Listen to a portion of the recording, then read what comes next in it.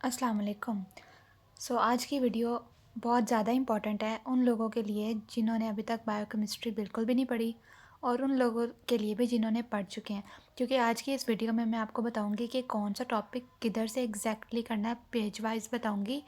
ये देखें, आपके पास इतनी सारी बुक्स पढ़ी होंगी, हार्पर है मेरे पास, मुश्ताक, सत्या, लिपिनकॉट, लेकिन किस से कितना क्या करना है और क्या नहीं करना वो मैं इस वीडियो में आपको बताऊंगी, एक एक यूनिट का बताऊंगी। और क्योंकि जो है हमें सिलेक्टिव ही पढ़ना होता है एमबीबीएस में, और जो चीज़ें इंपॉर्टेंट बिल्कुल भी नहीं है उनको नहीं करना होता, और ये नहीं कि आपने ये सारा सारा चैप्टर करना है। कुछ चीज़ें आपने कहीं से करनी होती है, कुछ आपने कहीं से करनी होती हैं। तो मैं आपको एक एक बात इसमें, एक एक पेज और एक एक चैप्टर से इस वीडियो में बताने वाली हूँ। तो सबसे पहले हम यहाँ पे सारे टॉपिक्स लिख लेते हैं जो कि हमारे फर्स्ट ईयर एमबीबीएस में के सिलेबस में शामिल है। फिर उसके बाद मैं आपको बताती हूँ यूनिट वाइज। यहाँ पे मैंने ये सारे टॉपिक्स लिख लिए हैं जो हमारे सिलेबस में शामिल है। Cell, carbohydrates, extracellular matrix, lipids, proteins और अमीनो एसिड्स, प्लाज्मा प्रोटीन्स जैसे तो इसका एक पार्ट ही है, और हीम प्रोटीन्स, पोरफायरिया, जॉन्डिस वगैरह जो सारा कुछ है वो, विटामिन्स, एंजाइम्स, मिनरल्स, न्यूट्रिशन और न्यूक्लिक एसिड। सबसे पहले मैं आपको इम्पॉर्टेंट जो सबसे ज़्यादा है और कुछ ऐसे हैं जिनको आप अगर छोड़ भी दें तो आपका पेपर पास हो सकता है, मैं वो बताती हूँ।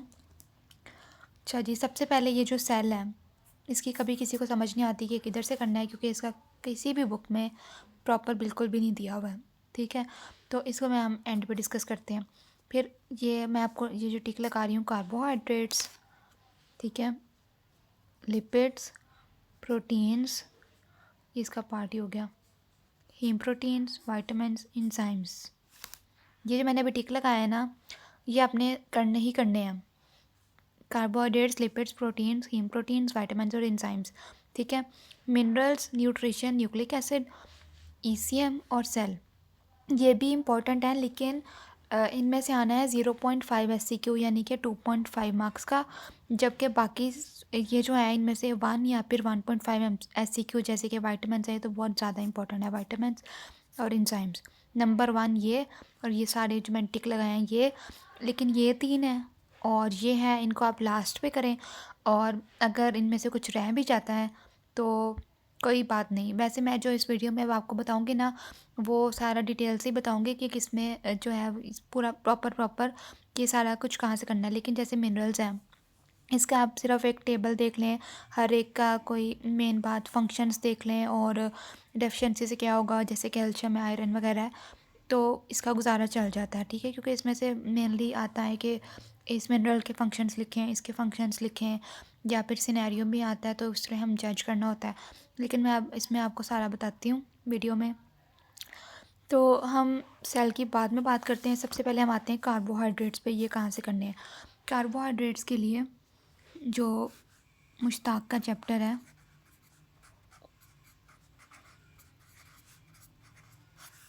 टिल होमोपोलीसेक्राइड्स, ठीक है, ये जो है वो आपने करना है और ये इनफ है। ठीक है, इसके अलावा कुछ चीज़ें हैं जो कि मुश्ताक में नहीं लिखी हुई हैं, वो मैं आपको ज़बानी बता देती हूँ, वो हार्पर वगैरह में लिखी हुई हैं, वो आपने जो है वो मुश्ताक में बेशक लिख लें, ताकि जब आप मुश्ताक का ये चैप्टर पढ़ें साथ आपका जो है वो पूरा कार्बोहाइड्रेट्स कंप्लीट हो जाए, आपको बार बार जो है वो बुक ना चेंज करनी पड़े। तो ये हमारे पास मुश्ताक है, मेरी फटी हुई है और मैंने कभी इसको ठीक नहीं करवाया। यह देखें,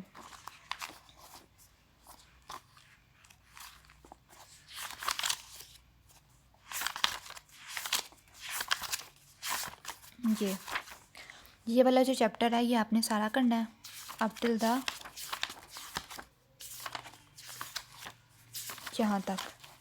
जहाँ तक हेट्रोपोलीसेक्राइड जो हैं वो ईसीएम में आते हैं, यहाँ से वो आपने नहीं करने हैं। ये आपको मैं बताती हूँ कहाँ से करने हैं। तो अगर आप यहाँ तक कर लेते हैं तो आपके कार्बोहाइड्रेट्स कंप्लीट हो जाते हैं।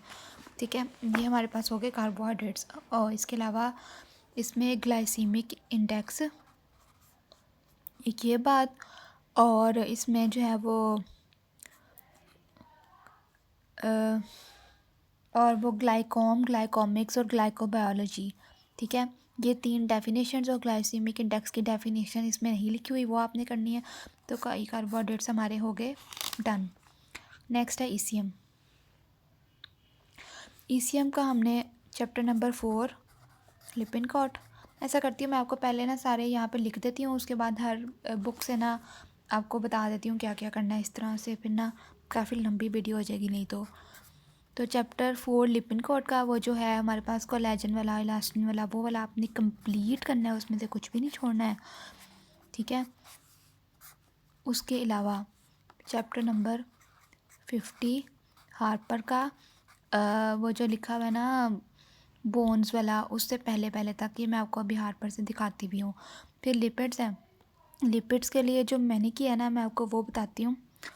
मुश्ताक का चैप्टर लिपिड्स का, लेकिन इसमें से जो है ना हमारे पास फोस्फोलिपिड्स वो मैंने सत्या से किए क्योंकि मुझे मुश्ताक में समझ नहीं आ रहे थे, वो उन्होंने बहुत ज़्यादा ही कम्पैक्ट करके ना लिखे हुए हैं मुश्किल से करके। ये फोस्फोलिपिड्स मैंने सत्या से किया, यानी कि मुश्ताक का चैप्टर शुरू किया जहाँ पे फोस्फोलिपिड्स आए वो सत्या से वो पोर्शन कर लिया, उसके बाद आगे फिर कंटिन्यू सारा मुश्ताक का चैप्टर हो गया, ठीक है। इसके अलावा लिपिनकॉट से भी इसका कुछ पार्ट है, वो जिसमें कुछ आते हैं हमारे पास वो जो है लिपिड्स में याद आता है तब बताती हूँ। हार्पर से फिर हमने लिपिड पर ऑक्सीडेशन करनी है, पेज नंबर 219 है, सिर्फ एक टॉपिक है और ये हमने हार्पर से करना है। अच्छा जी, मुझे याद आ गया है, वो है कि लिपोप्रोटीन्स और बाइल साल्ट्स वाला ये हमने करना है लिपिनकॉट से। अभी मैं आपको बुक खोल के पेज भी मार्क करवा देती हूँ। फिर आते हैं प्रोटीन्स और अमाइनो एसिड्स। ये अमाइनो एसिड्स जो है ना ये अपने सत्या से करने हैं अप टिल वो जो लिखे हुए हैं ना नॉन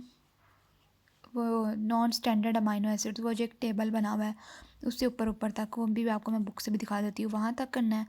उसके अलावा सम इम्पोर्टेंट पेप्टाइड्स वाला जो टॉपिक है उसमें आपने ग्लूटाथायोन करना है, ठीक है। फिर उसके बाद जो प्रोटीन्स हैं इसमें आपने करना है चैप्टर नंबर 2 उसका लिपिनकॉट का, और उसमें जो है ना वो इन प्रोटीन सेपरेशन टेक्निक्स वो नहीं आपने करनी, वो शामिल नहीं है, ठीक है। इसमें मैंने वीडियो भी बनाई हुई है। फिर प्लाज्मा प्रोटीन्स हैं, ये आपने सत्या से करनी है इम्यूनोग्लोब्यूलिन तक, ठीक है। सारा चैप्टर नहीं करना, सिर्फ इम्यूनोग्लोब्यूलिन तक करना है। फिर हीम प्रोटीन्स हैं, इसमें ग्लोबुलर प्रोटीन्स वाला चैप्टर जो है वो करना है लिपिनकॉट से, ठीक है। जो कि मेरा ख्याल से जो कोलेजन वाला चैप्टर है ना उससे अगला चैप्टर बनता है, वो करना है। उसके अलावा आपने चैप्टर नंबर 21 करना है जॉन्डिस तक, ठीक है। ये दोनों कर लें तो ये सारा कुछ हो जाता है। फिर वाइटमिन्स हैं, इसके लिए आपने लिपिनकॉट का चैप्टर करना है वाइटमिन्स वाला, प्लस हार्पर का टेबल ज़रूर देख लेना। हार्पर में सारा आपने करने की ज़रूरत नहीं है, जो वाइटमिन है ना लिपिनकॉट का एक चैप्टर कर लें सारा कुछ हो जाता है उसमें। और हार्पर के एंड पे एक टेबल दिया हुआ है, वो टेबल आपने करना है, ठीक है।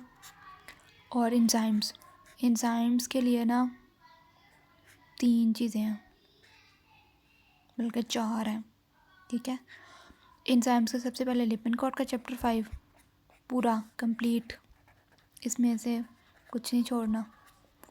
फिर उसके बाद आता है सत्या से आपने करने हैं आइसो एंजाइम्स, वो भी मैं आपको बताती हूँ कि सारा टॉपिक नहीं करना आइसो एंजाइम्स का, उसमें से कुछ चीज़ें करनी है और कुछ टेबल्स हैं वो मैं आपको मार्क भी करवा देती हूँ भी। तो उसके बाद हार्पर से एक टॉपिक है एंजाइम कैटालिसिस का, सिर्फ एक टॉपिक है, हेडिंग से बेशक याद कर लें, सारा यहाँ याद करें, वो आपने करना है। और फिर रहेगी मुश्ताक से आपने एंजाइम की क्लासिफिकेशन करनी है, ठीक है।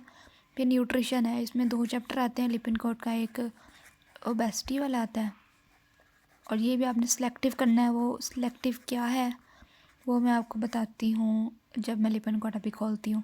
और उसके बाद न्यूट्रिशन वाला जो है चैप्टर है ओबेसिटी से बिल्कुल अगला चैप्टर है, ये 2 चैप्टर से न्यूट्रिशन हो जाएगा। फिर है न्यूक्लिक एसिड, न्यूक्लिक एसिड के लिए कुछ लोग जो है वो सत्या करते हैं, सत्या का जो चैप्टर है वो फुल कर लेते हैं तो भाई उनके न्यूक्लिक एसिड्स कम हो जाते हैं। लेकिन जो है मैंने लोगों से सुना है, और जो मैंने किया ना वो है हार्पर का एक चैप्टर है 32 या 33 है, मैं भी आपको दिखा भी देती हूँ। ठीक है, वो वाला एक चैप्टर मेरे ख्याल से 32 है वो, और 34 बीच वाला एक चैप्टर नहीं है। ये वाला जो है वो सिलेक्टिव है, ये फुल है। और इसके अलावा जो है ना लिपिन कोड से 2 चैप्टर हैं, एक चैप्टर के पहले कुछ सफ़े हैं, ठीक है, और एंड से कुछ एक पार्ट है, और जो कोड दूसरा चैप्टर है वो उसके पहले 2 सफ़े हैं।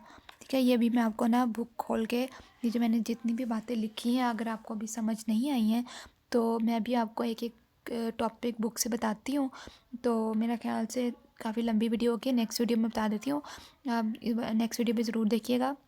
और जो है मैं आपको सारा कुछ बुक से देख के बताती हूँ, फिर आपको कोई कन्फ्यूजन नहीं रहेगी। इसके अलावा अगर आपको कोई क्वेश्चन पूछना हो आप कमेंट्स में पूछ सकते हैं। अल्लाह हाफिज़।